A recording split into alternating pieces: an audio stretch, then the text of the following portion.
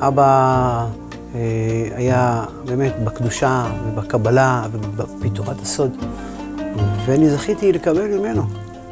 וישברך אבותינו, אברהם, יצחק, יעקב, משה ואהרון, דוד, שלמה וכל הקהילות הקדושות והטהורות.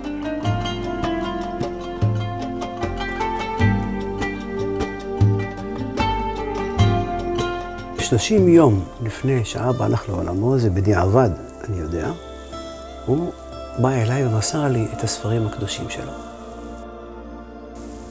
קרה פה נס. כי אנשים לא הכירו אותי בתור עוזר, לא בתור פותח.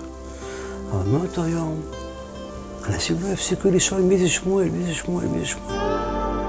אני הגעתי לרב שמואל דרך אמא שלי. אמא שלי הייתה אצל אבא שלו לפני הרבה שנים, והגעתי כי הבן שלי היה חולה.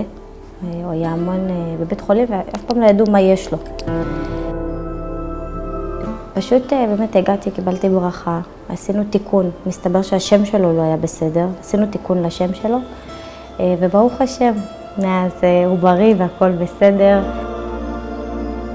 דרכו של ישראל מעודה, הבן שמואל ממשיך, ודרכו אני מקבלת טיפול. עוד לפני שהרופאים אומרים מה יהיה, הוא כבר יודע, הוא הסיטי שלי בעצם. קיבל ממנו הרבה, בידע, בכוחות שיש לו לעזור לאנשים, ממשיך את הדרך, ממשיך את השושלת. הרב שמואל עזר לי מאוד בתרופות, בעידוד ובתקווה וביטחון. אפילו כשהרופאים מדברים אליי, אני יודעת שקודם אני שומעת לו ומקשיבה לו לפני שאני ניגשת אליהם. הוא אומר לי עוד לפניהם מה יש לי. אנחנו הגענו אל הרב שמואל מעודה דרך אבא שלו, זכר צדיק לברכה, וכמובן שזכינו. והוא לאורך כל הדרך של הנישואים ובכל דבר שקשור לפרנסה ולברכה, אנחנו מתייעצים איתו. ואז בצער רב איבדנו את האבא היקר וזכינו בבנו.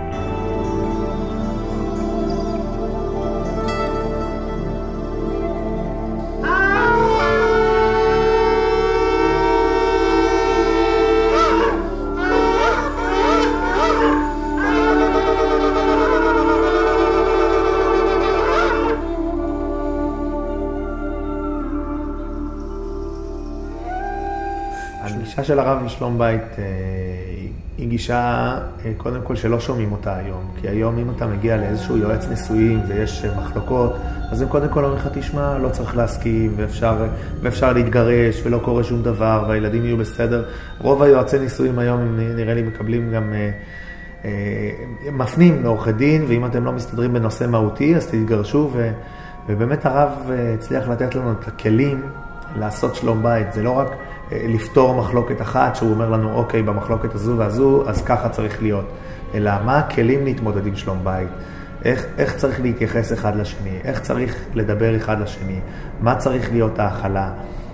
באמת שאנחנו מתקדמים, הוויתורים, ההכלה, העזרה ההדדית, להגיע לגישה של באמת להיות ביחד, לא רק אחד עם השני מסתדרים, אלא להיות אחד, משניים להיות אחד, באמת בזכות ההדרכה של הרב. יש לנו כולל אברכים, אנחנו מחזיקים כולל אברכים פה בבני ברק, ברחוב יעל, יש שם כולל של אברכים, עם נשיא הכולל, הרב עזריה בסיס, הרב הגאון, שליטה, הרב של ראש העין, מרא דאתא דראש העין. אנחנו כאן נמצאים בכולל אוהל מועד, כולל שהמטרה שלו זה לקחת את האברכים, ליצור את הגרעין של האברכים שימשיכו ויגדלו להיות מורי הוראה, להיות תלמידי חכמים, להיות גדולי הדור הבא. עומד לימין הכולל הרב שמואל מעודה, שהוא מחטט רגליו, באמת, אני יודע כמה הוא עובד קשה ומתאמץ ומשקיע בהמון כסף אישי, בהמון זמן. ברוך השם, ברוך השם. עוזרים למשפחות נזקקות, יש לנו עמותה שהקמנו, עוזרים משפחות, גם במהלך השבוע, גם לשבתות, גם לחגים, עוזרים, ברוך השם, משתדלים לסייע לבריות ולקרב אותם אל הבורא, בעזרת השם יתברך. מאז בעצם שאשתי היקרה הכירה לי את המקום כאן ואת הרב שמואל, עשינו את המקום הזה בעצם בית שפותר בכל בעיה, שמגשר, שעוזר לנו להגיע לעמק השווה בכל דבר של הנישואים. יש אנשים שמחפשים יועץ נישואים ופותר בעיות, אז לנו יש את הכל בדלת אחת. אנחנו יודעים שכל דבר וכל מקרה שאנחנו נתקלים בו וכל בעיה שיש לנו באמצע הדרך, אנחנו יודעים פשוט להגיע לכאן, נכנסים טעונים ויוצאים רגועים ומפושרים, והרב מצליח להוריד לנו את כל המתחים ואת כל הכעסים ולפייס בינינו, ובעצם אנחנו מקיימים את הברית הכי גדולה בין בעל ואישה בזכות הרב. אז זאת הנקודת שינוי, נקרא לזה, של שי לבוא לתוך מקום שהוא לא משוחד ולא דורש את הכסף ולא שרלטני, נקרא לזה. זה הרב שמואל מעודה בשבילנו, שנזכה להעביר איתו עוד אין סוף שנים רבות, ושילדינו יזכו שיבואו להתייעץ איתו עם מי להתחתן ולברית. מה שאתה רוצה יש פה, ויש פה בצורה כזאת שלווה, שנותנת לך הרגשה הכי טובה, הכי בטוחה, וזה שמואל מעודה, ההמשך של האבא, ברוך השם. אני רוצה להגיד לרב שמואל מעודה, באמת, תודה. כי סך הכל יש לי שקט בחיים, בזכותו, וזה חשוב. אבא ציווה אותי להמשיך בדרכו, בדרך של עבודת השם.